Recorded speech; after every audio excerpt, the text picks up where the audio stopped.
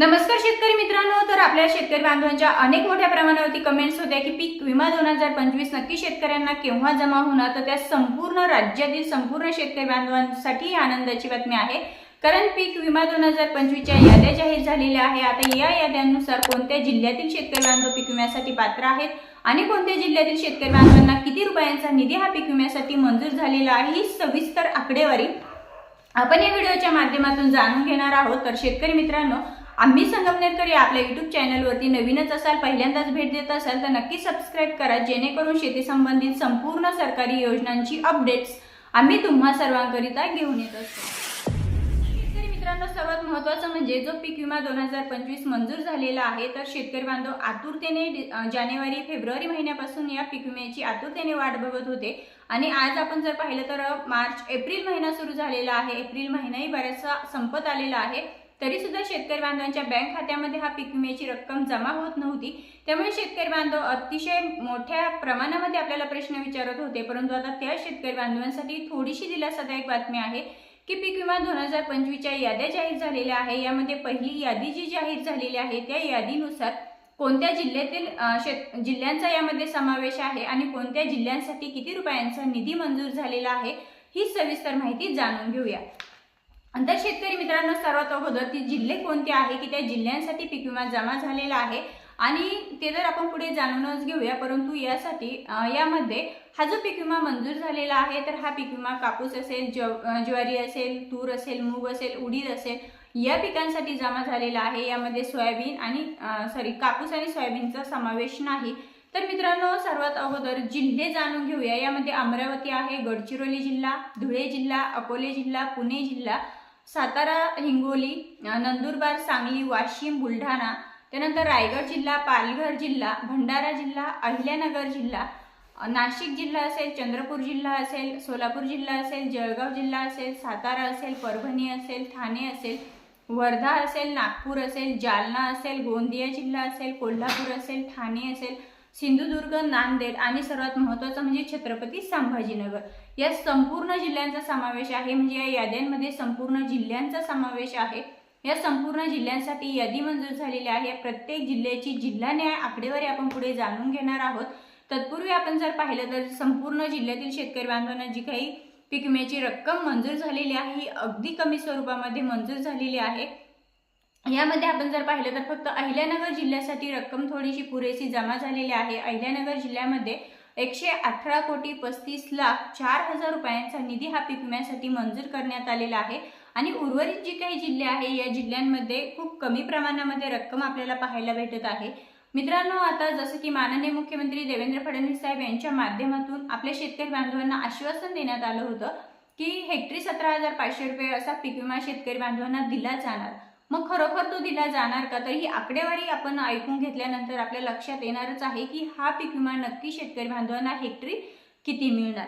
तर शेतकरी मित्रांनो, आपण जर आकडेवारी जाणून घेतली तर अमरावती जिल्ह्याचा विचार केला तर अमरावती जिल्ह्यामध्ये एकूण 2,50,20,000 रुपयांचा निधी हा पीक विमा 2025 साठी मंजूर करण्यात आलेला आहे. गडचिरोली जिल्ह्याचा विचार केला तर गडचिरोली जिल्ह्यामध्ये 2,24,36,000 रुपयांचा निधी हा गडचिरोली जिल्ह्यासाठी मंजूर करण्यात आलेला आहे. धुळे जिल्ह्याचा विचार केला तर धुळे जिल्ह्यामध्ये 1,03,15,000 रुपयांचा निधी हा मंजूर करण्यात आलेला आहे. अकोला जिल्ह्याचा विचार केला तर अकोला जिल्ह्यामध्ये 1,58,94,000 रुपयांचा निधी हा मंजूर करण्यात आलेला आहे. पुणे जिल्ह्याचा विचार केला तर पुणे जिल्ह्यामध्ये 1,06,000 रुपयांचा निधी हा पुणे जिल्ह्यातील शेतकरी बांधवांसाठी मंजूर करण्यात आलेला आहे. त्यानंतर धुळे जिल्ह्याचा विचार केला तर धुळे जिल्ह्यामध्ये 1,03,15,000 रुपयांचा निधी हा पीक विमा 2025 साठी मंजूर आहे. हिंगोली जिल्ह्यामध्ये 98,95,56,000 रुपयांचा निधी मंजूर आहे. सांगली जिल्ह्यामध्ये 1,27,14,000 रुपयांचा निधी मंजूर आहे. नंदुरबार जिल्ह्यामध्ये 2,09,41,000 रुपयांचा निधी मंजूर करण्यात आलेला आहे. वाशिम जिल्ह्यामध्ये 1,09,00,000 रुपयांचा निधी हा मंजूर करण्यात आलेला आहे. बुलढाणा जिल्ह्यामध्ये एकूण 5,64,98,000 रुपयांचा निधी हा मंजूर करण्यात आलेला आहे. रायगड जिल्ह्यामध्ये 1,06,34,000 रुपयांचा निधी हा पीक विमा 2025 साठी मंजूर करण्यात आलेला आहे.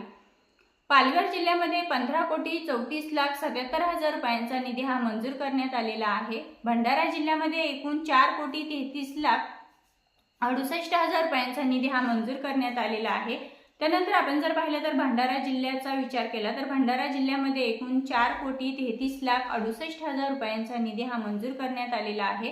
अहिल्यानगर जिल्ह्यामध्ये 118,35,04,000 रुपयांचा निधी मंजूर आहे। नाशिक जिल्ह्याचा विचार केला तर नाशिक जिल्ह्यामध्ये 8,78,78,000 रुपयांचा निधी हा नाशिक जिल्ह्यासाठी मंजूर करण्यात आलेला आहे। त्यानंतर चंद्रपूर जिल्ह्याचा विचार केला तर चंद्रपूर जिल्ह्यामध्ये 2,60,50,000 रुपयांचा निधी हा पीक विमा 2025 साठी मंजूर करण्यात आलेला आहे। त्यानंतर मित्रांनो सोलापूर जिल्ह्याचा विचार केला तर सोलापूरमध्ये 6,84,06,000 रुपयांचा निधी मंजूर आहे। जळगाव जिल्ह्याचा विचार केला तर जळगाव जिल्ह्यामध्ये 10,06,95,000 रुपयांचा निधी मंजूर आहे। सातारा जिल्ह्यामध्ये 3,62,18,000 रुपयांचा निधी मंजूर आहे। परभणी जिल्ह्याचा विचार केला तर परभणी जिल्ह्यामध्ये 63,78,02,000 रुपयांचा निधी मंजूर आहे। वर्धा जिल्ह्यामध्ये 9,61,82,000 रुपयांचा निधी हा मंजूर आहे। जालना जिल्ह्यामध्ये 2,09,33,000 रुपयांचा निधी मंजूर आहे। गोंदिया जिल्ह्यामध्ये 31,01,77,000 रुपयांचा निधी मंजूर आहे। कोल्हापूर जिल्ह्यामध्ये सर्वाधिक कमी रक्कम जमा झालेली आहे तर कोल्हापूर जिल्ह्यामध्ये फक्त आणि फक्त 27,000 रुपयांचा निधी हा मंजूर करण्यात आलेला आहे। ठाणे जिल्ह्यामध्ये 17,93,82,000 रुपयांचा निधी मंजूर आहे। सिंधुदुर्ग जिल्ह्यामध्ये 23,29,000 रुपयांचा निधी मंजूर आहे तर नांदेड जिल्ह्यामध्ये 813,37,97,000 रुपयांचा निधी मंजूर आहे। छत्रपती संभाजीनगर जिल्ह्यामध्ये 25,01,000 रुपयांचा निधी मंजूर आहे। मित्रांनो यामध्ये आपण जर पाहिलं तर अहिल्यानगर जिल्हा आणि नांदेड जिल्ह्यामध्ये थोडीशी रक्कम चांगल्या स्वरूपामध्ये जमा झालेली आहे। यामध्ये सर्वाधिक रक्कम जी आहे ती नांदेड जिल्ह्यासाठी आहे 813,37,97,000 रुपयांचा निधी हा नांदेड जिल्ह्यातील शेतकरी बांधवांसाठी पीक विमा 2025 साठी मंजूर करण्यात आलेला आहे। मित्रांनो आता तुमचा सर्वात महत्त्वाचा प्रश्न की हेक्टरी 17,500 रुपये असा पीक विमा आम्हाला मिळणार का? तर सर्वात महत्त्वाचं म्हणजे पीक विमा कंपन्यांच्या माध्यमातून ज्या काही पीक विम्याच्या अटी आहेत त्या अटींनुसार आपण जर पाहिलं तर 2025 मध्ये तुम्हाला वैयक्तिक पीक विमा हा मिळणार नाहीये, तुम्हाला मंडळ निहाय असा पीक विमा मिळणार आहे।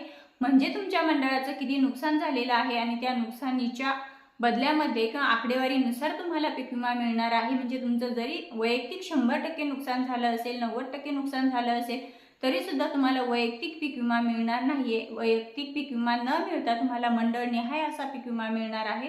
म्हणजेच हेक्टरी 17,500 रुपये असा पीक विमा मिळणार नाही।